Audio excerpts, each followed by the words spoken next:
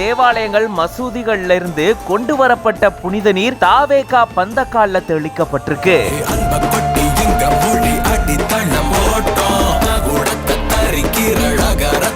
புனித நீர் தெளிக்கப்பட்ட பந்தக்கால புசி ஆனந்த் நட்டு வச்சிருக்காரு. உலகத்தின் முதல் மொழி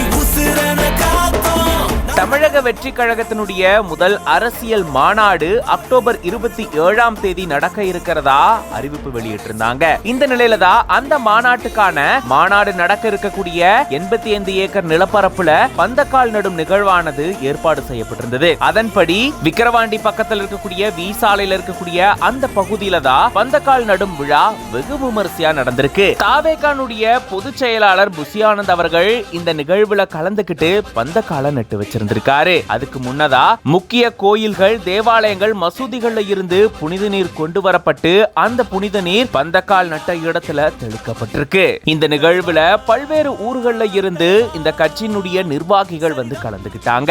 இப்படி பல்வேறு கோயில்கள், தேவாலயங்கள், மசூதிகள்ல இருந்து வரவழைக்கப்பட்ட புனித நீர் ஊற்றப்பட்டு பந்தக்கால் நடப்பட்டு இந்த மாநாட்டுக்கான வேலைகளை தொடங்கி வச்சிருக்காங்க. இது பத்தின உங்களோட கருத்துக்களை கமெண்ட்ஸ்ல சொல்லுங்க. மேலும் பல செய்திகளுக்கு பிஹைண்ட் பேஜை ஃபாலோ பண்ணிக்கோங்க.